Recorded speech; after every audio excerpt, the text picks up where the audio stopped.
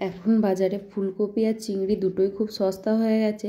আর ফুলকপি চিংড়ি খেয়ে খেয়ে সবাই বোরও হয়ে গেছেন, আমিও বোর হয়ে গেছি। তাই আমার জন্য আপনাদের জন্য একটা অন্যরকম রেসিপি আমি নিয়ে এলাম। এই রেসিপিটা খেতে খুবই ভালো হয়েছিল, আর কী কী ভুল ত্রুটি হয়েছিল সেটাও আমি আপনাদেরকে বলে দেবো। এটা বানানোর জন্য আমি ফুলকপি আর আলুটাকে আমি সিদ্ধ করে নিয়েছি। আর এখানে নিয়েছি 150 গ্রামের মতন চিংড়ি মাছ, ভালোভাবে পরিষ্কার করা ছিল। সেটাকে আমি ছোট ছোট আকারে কেটে নিয়েছি। যেটা ছোট ছোট আকারে না কাটলেও চলতো, কিন্তু তাও আমি কেটে ফেলেছি যখন, তো কি আর করা যাবে।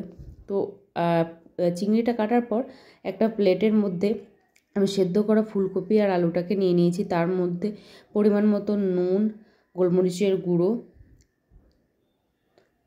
ধনে জিরে গুঁড়ো একসাথে মিক্স করা ছিল, সেটা দিয়ে দিয়েছি সামান্য পরিমাণে ভাজা মশলা, যেটা আমার বাড়ির তৈরি। দিয়ে দিচ্ছি ছোটো ছোটো করে কাটা পেঁয়াজ, সামান্য পরিমাণে বেসন, 1.5-2 চামচের মতন বেসন, আর আদা রসুনের পেস্ট। এবার এটাকে দিয়ে আমি ভালোভাবে চটকে চটকে মেখে নেব। আপনারা চাইলে বেসনটা আরেকটুও দিতে পারেন, যদি আপনাদের বড়াগুলো করতে একটু অসুবিধা হবে দেখবেন, যদি বেসনটা একটু কম দেন, আরেকটু বেসন দিয়ে ভালোভাবে এটাকে মেখে নেবেন।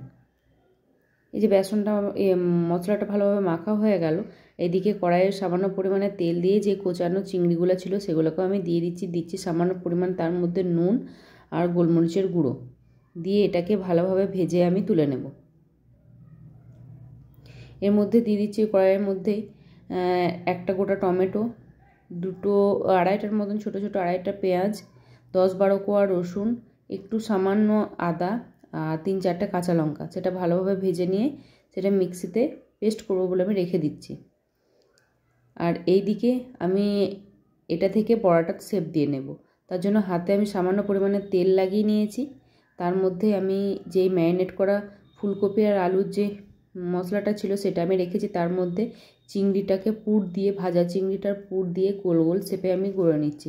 আপনারা চাইলে আপনাদের ইচ্ছা মতন একটা করে শেপ দিয়ে দেবেন। আমি আপনাদেরকে আবারও দেখাচ্ছি যে কিভাবে তৈরি করেছি। এই যে চিংড়ির পুরটা দিয়ে একভাবে আলতোভাবে গোল গোল করে বল তৈরি করে নিচ্ছি। এটা খুবই ইজি, কোনো সমস্যা নেই আপনারা করতে। আপনারা করেও দেখবেন, এটা খেতে খুবই ভালো হয়েছিল। তারপরে তেল গরম হওয়ার পরে আমি একে একে বড়াগুলো দিয়ে, মানে গোল গোল বড়াগুলো এগুলো দিয়ে আমি ভালোভাবে এটাকে ভেজে তুলে নিচ্ছি।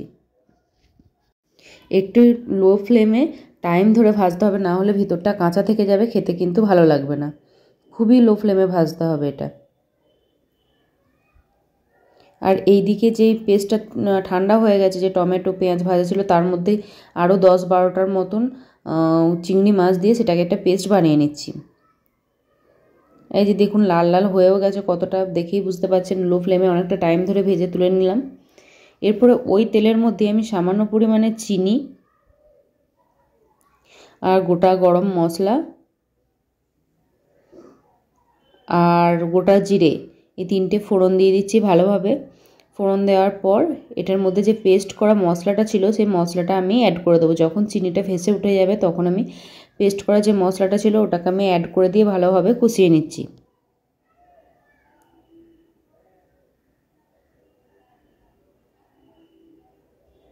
এটা একটু টাইম ধরে কষিয়ে নিতে হবে। তার মধ্যে দিয়ে দিলাম আমি হলুদ গুঁড়ো। যেহেতু ওটার মধ্যে নুন দেওয়া ছিল তাই আমি এখন আর নুন অ্যাড করব না, দিয়ে দিচ্ছি কাশ্মীরি লঙ্কার গুঁড়ো। সেটা দিয়ে আবারও আমি ভালোভাবে এটাকে কষিয়ে নিচ্ছি। এটার মধ্যে কোনো জিরে ধনে কোনো কিছু পড়বে না। ভালোভাবে একটু কষানো হয়ে যাওয়ার পর বাটি ধোয়া যে জলটা ছিল সেটাকে দিয়ে আমি আবার একটু কষিয়ে নিয়ে,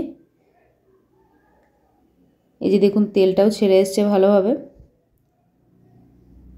সেই মতো পর্যায়ে আমি এবারে এর সঙ্গে জল দিয়ে দেব পরিমাণ মতন। খুব একটা বেশি পরিমাণে জল দেবেন না, এটা একটু গাঢ় গাঢ় পরিমাণে হবে।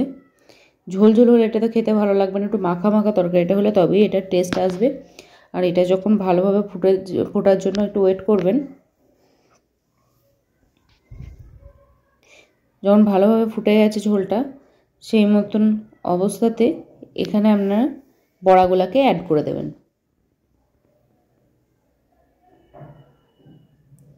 এই যে বড়াগুলো অ্যাড করে দিয়ে একটু টাইম ধরে আমি ফুটিয়ে নিচ্ছি। একটু টাইম ধরে ফোটানোর পর গরম মশলা বাটা ছিল, সিলে বাটা, সেটাকে আমি দিয়ে নামিয়ে নিচ্ছি। এই যে রেডি হয়ে গেছে দেখুন ফুলকপি চিংড়ির যেটা বড়া বা যেটাই নাম আপনারা দেবেন। কি নাম দেবেন আপনারা সেটা আমাকে কমেন্টে জানাবেন, আমি এটার এখনও নাম খুঁজে পাইনি। আর যেটা বলেছিলাম এটার ভুল ত্রুটি কী হয়েছে, এটা আমি অনেকটা বড়াটা দেওয়ার পর অনেকক্ষণ সিদ্ধ করে নিয়েছিলাম। আর এই রেসিপিটা কেমন লাগলো সেটা কমেন্টেও জানাবেন। আর এরকম যদি আরও নতুন নতুন রেসিপি আপনারা দেখতে চান তাহলে আমার চ্যানেলটা সাবস্ক্রাইব করে আমার পাশে থাকবেন আর একটু সাপোর্টও করবেন। তো এটা প্লিজ একটু নাম দিয়েও বলবেন যে এই রেসিপিটার কি নাম দেওয়া যায়। আর আমি আপনাদেরকে ভেঙেও দেখাচ্ছি যে দেখুন কতটা সফট হয়েছিল। এটা গরম ভাতে খেতে সত্যিই খুব ভালো লাগছিল। শুধু আমি একটু ভুল ত্রুটি করেছিলাম যেটার জন্য বড়াটা খুব নরম হয়ে গেছিলো, যে আমি অনেকক্ষণ এটাকে গরম ঝোলে রেখে ফেলেছিলাম। এটা জাস্ট ঝোলে দিয়ে বা ওপর থেকে ঝোলটা দিয়েও নামানো যেতে পারে।